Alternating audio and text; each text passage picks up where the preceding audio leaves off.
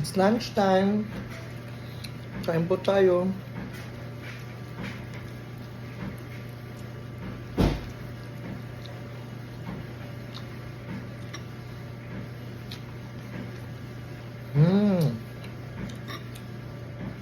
Pork chop, perfect. Yeah. It's crunchy.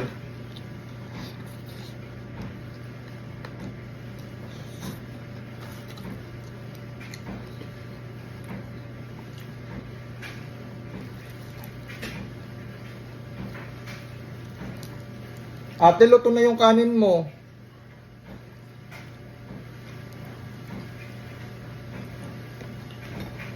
Perfect. Nagkamay na ako. Hop.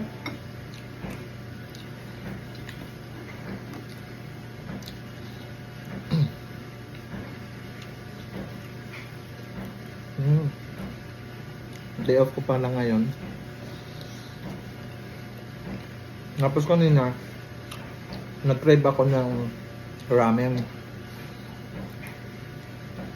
And parang namamahalan ako. Sabi ko mag-pork chop na lang ako. Kahit no. Niluto ko sa air fryer. Perfect.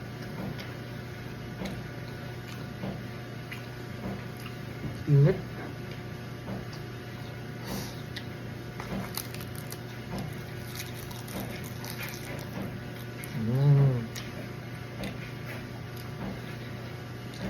Ay, thank you nga po sa mga nag-views ng yung natanggap ko na yung mga yung natanggap ko na yung PR kong ID. Nasa 13,000 views ka. Thank you po.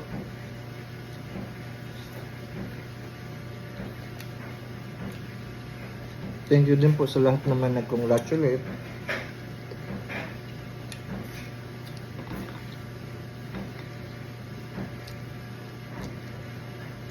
Marami pa nang nagtanong sa akin kung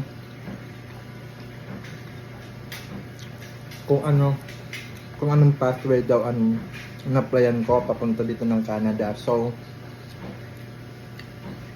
yung agent ko, yung sa SK Canada Immigration something, tama. Wala yung nag-ayos ng papers ko.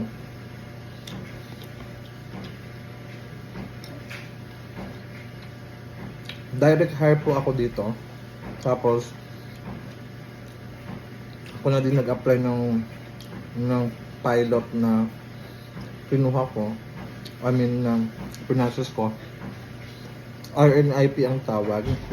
Rural Northern Immigration Pilot. Ang mababa lang yung requirements nila. Parang yung IELTS ang hiningi lang sa akin is ang minimum is 5, pero nakakuha tayo ng 7 sa total score. Tapos pasok, tapos may work experience ka sa food and beverage. Ayun, nakuha natin. I landed permanent resident here in Canada. That was September 21st last year. Pero nag-antay ako ng permanent resident card ko for almost 6 months. Pero ayun, worth it naman po lahat. Sarap.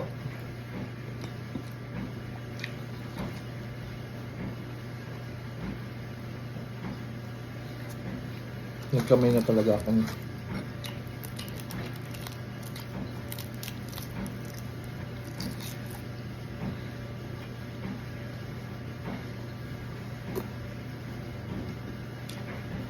So pag PR ka, may mga ibang bansa na for Filipinos na kailangan mo ng visa. Pero yung mga PR dito, Canada, Tapos pupunta ng ibang bansa na may mga visa. Hindi na hiningaan. Visa upon arrival na siya. Bongga, di ba?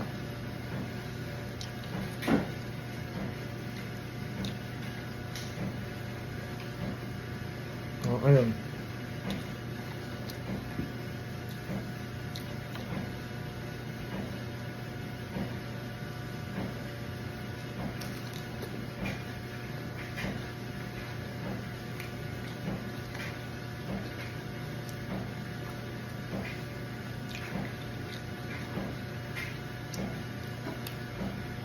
Parang busog na ako.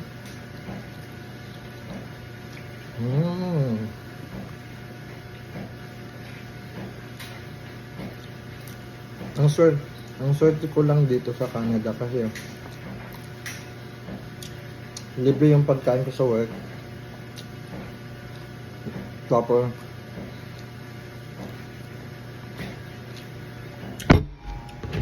ay, nahulog. Ay, libre yung pagkain ko sa work. So, hindi talaga ako nag-grocery. Pag nag-crave lang ako ng pagkain, tsaka ako nag-grocery. Parang 5 months na akong 6 months na akong hindi nag-grocery.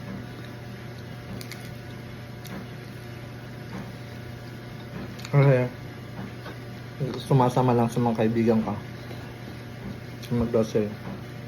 Kasi dinadrive doon sila.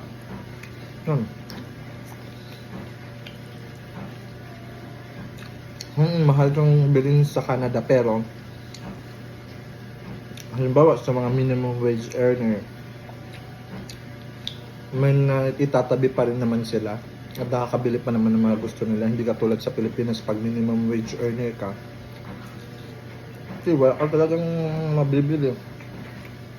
Totoo yun, di ba? Wala na ngayon na mahal ng cost of living dyan. Yep.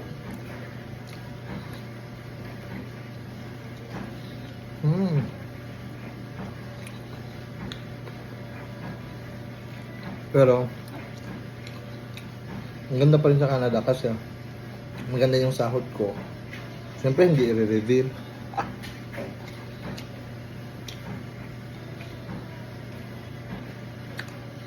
Nakakaipon pa din naman, nakakabili ng gusto ng gano'n. Nakakatulong magpadala sa family ng pera, gano'n.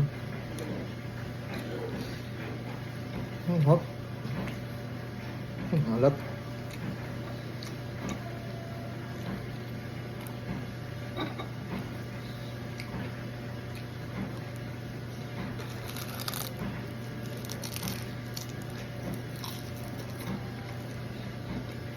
Hot.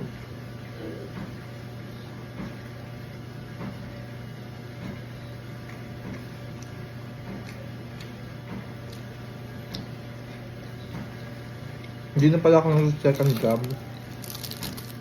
Kasi hindi lagi tugma sa ano ko. Sa schedule ko. Ganun. Pero pag nagkataon na tumugma, go pa rin tayo. Sayang ng pera. Nag-file na din pala ako ng tax return ko. Tax back. May makukuha pa tayo. Na thank you Lord sa mga blessings po. May mga bok-bok pa yung balat. Yo, I'm not gonna eat this. And anyway, thank you for watching. Bye!